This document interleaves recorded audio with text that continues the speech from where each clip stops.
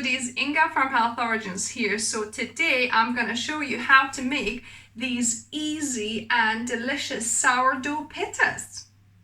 So these are the easiest pita breads ever. So you're going to need 2 cups of fine wholemeal flour. So this is fine wholemeal wheat flour. So you need 2 cups of that. And then we're going to need half a teaspoon of salt for this amount. So half a teaspoon. And I'm going to give it a mix. And as these are sourdough pittas, I'm going to use a cup of my active and bubbly rye starter. So you could use wheat starter. I'll link above and below how you can make your own rye sourdough starter here. So I need a cup of that. There you go. And now I'm going to mix this through. And now I'm going to add a bit of water. So I'll start with a quarter of a cup. So about a quarter of a cup, and I'll start kneading it by hand. You can start by adding less, maybe put 2 tablespoons or so, and just knead and see how much more you need.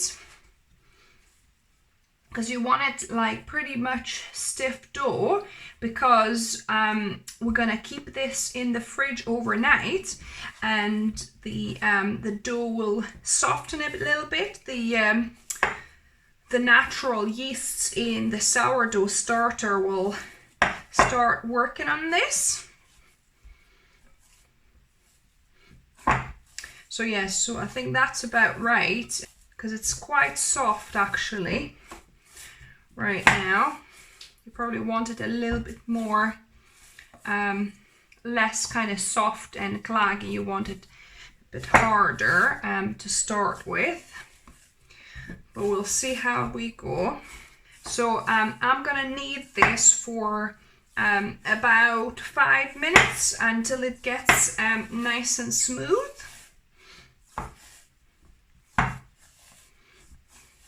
So you're kind of turning it over both sides, like you can see. I'll do like a rolling motion, one side and then the other. You can put it on the counter as well if you can't do it in the bowl. It's much easier to do it on the counter, but I don't want to mess up my counter, so I'm just going to do it in the bowl here. So about 3 to 5 minutes. Just when you feel like the dough is starting to get like nice and smooth. So then you could roll a nice dough ball like that, and I'm gonna just place it at the bottom. So now I'm gonna cover it with the wet towel or a cloth, and now depending how much time you've got to play with, you could leave this for an hour and a half to rise in room temperature, or I'm gonna put this in the fridge overnight. So overnight it's kind of longer rise, it gets like even better flavor, but about 1.5 to 2 hours in room temperature, it would be enough to get that yeast working and have a bit of rise. So you could do either. So the dough has actually been in the fridge overnight and also over the whole day today, but it hasn't risen too much, and if you can see, there's a little bit of air bubbles just there. So yeah, so that's good. So I'm gonna just take a little piece of this. First, before I do, I'm gonna just put some, actually the bowl is wet, so it's wetting my counter. So you want to put a little bit of flour on your counter. I'm gonna take a piece of dough, and I'm gonna just knead it. I'm just gonna do it in a circle a bit, like that, or you could do it in a kind of more of an oblong shape for pittas, I guess. Just place it on there, sprinkle a little bit of of this whole wheat flour, and then we're gonna roll it into a little pita. So like that.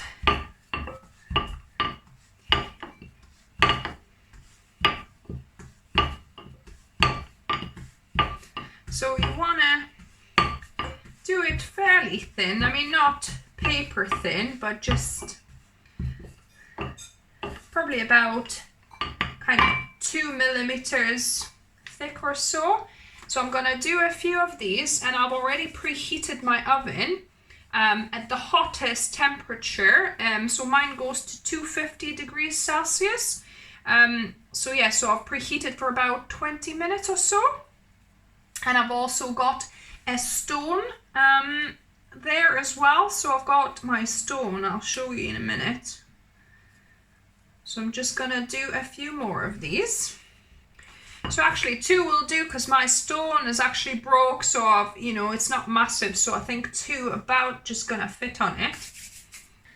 So I'm gonna show you my stone. So I've got it preheated like I said, and as you can see, it's not a full stone. I've got it a little bit broken, but hopefully that will fit 2 pittas on it. So I'm gonna just place them on, and I still, actually I think 1 pita at a time. Yeah, I don't wanna, you know, just force it. As you can see, I put 1 in, and I'm putting it still on the hottest. So we'll do 3 minutes on one side, and then I'm gonna do 2 minutes flipping on the other side as well. So it's been 3 minutes. Let's have a look. What have we got? Oh, look at this. It's risen so nicely. Can you have a look? Beautiful. So it means I've kind of got it just right for rolling with a pin. So I've turned it over, and we're gonna give it 2 more minutes.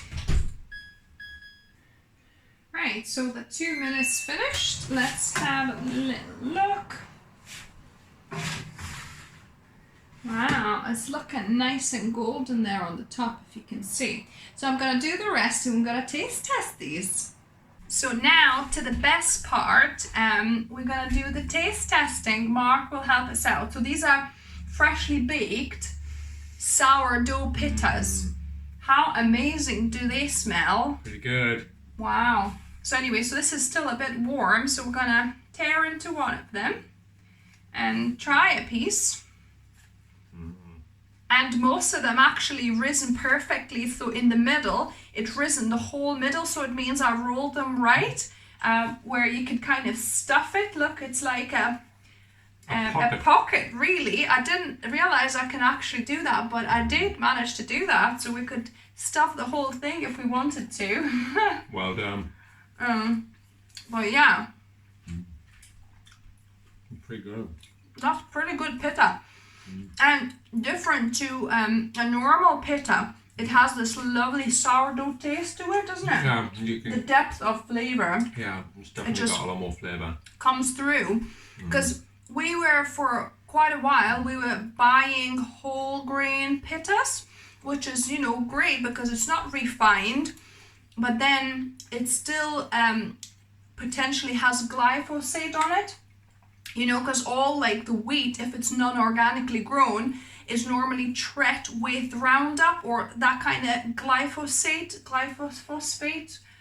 one of these things. What I think is that? It's glyphosate, something like that, and that's like a pesticide chemical. To actually, it helps the grain to ripen quicker. You know, normally they do it just before harvesting, even more so. Perhaps they treat it over, you know, over growing season as well, from pests, you know, and from other weeds and things. But at the end, they also, you know, dose it in that chemical just to help it ripen quicker. So any non-organic bread or pita breads you're gonna buy will have that glyphosate chemical in it, and we just don't want it. So so this is a way to actually be able to still enjoy pittas, but make them from organic whole grain wheat flour. That way we assure that there's no glyphosate in it and we can still enjoy it. So I hope you enjoyed this video. I hope you give it a try. Give us a thumbs up if you like the video. Comment down below because we love your engagement. We'd love to know how it worked out, how you liked it. And it also helps to spread the word further as well. If you're new to the channel, welcome and subscribe for more videos like this on Wednesdays and Sundays. And as always, remember, food is fuel. So be mindful of what you put in the body. Yes. Until next time. Bye, guys.